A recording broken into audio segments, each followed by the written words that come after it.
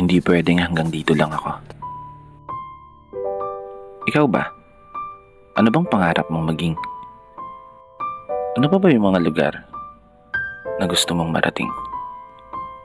Ano pa ba yung mga bagay na hangad mong gawin? At ano ba ang laman ng palagi mong hiling? Gaya mo, palagi rin ako nakaharap sa salamin. Pinakatititigan ng gusto yung sariling tumitingin. Kinakausap, tinatanong. Sinisilip ang aking galing. Baka sakaling biglang magising.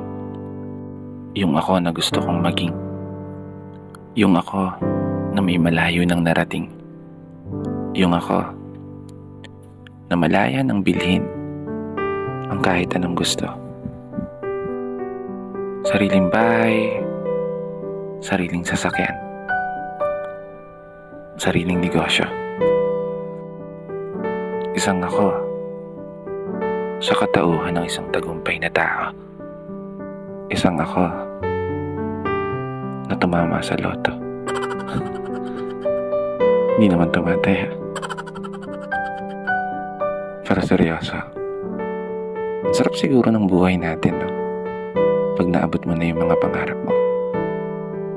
Kapag nagawa mo ng mapasa kamay lahat ng mga hinahangad mo sa mundong to, at magiging isang kwento na lang yung kung paano at ano yung mga pinagdaanan mo.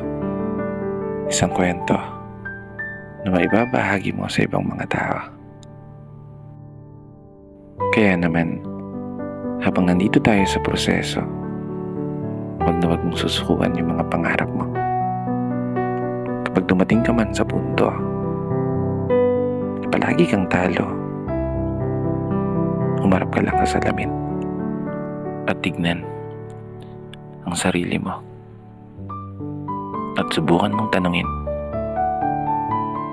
hanggang dito na lang ba ako? At kapag biglang sumagot yan, tumakbo ka na. Hindi, seryoso na. Ika nga nila, ang pagsuko ay para lamang sa mga mahihinang nilalang. Kinaya nga ng iba, kaya panigurado, kaya mo yan. Magtatagumpay ka.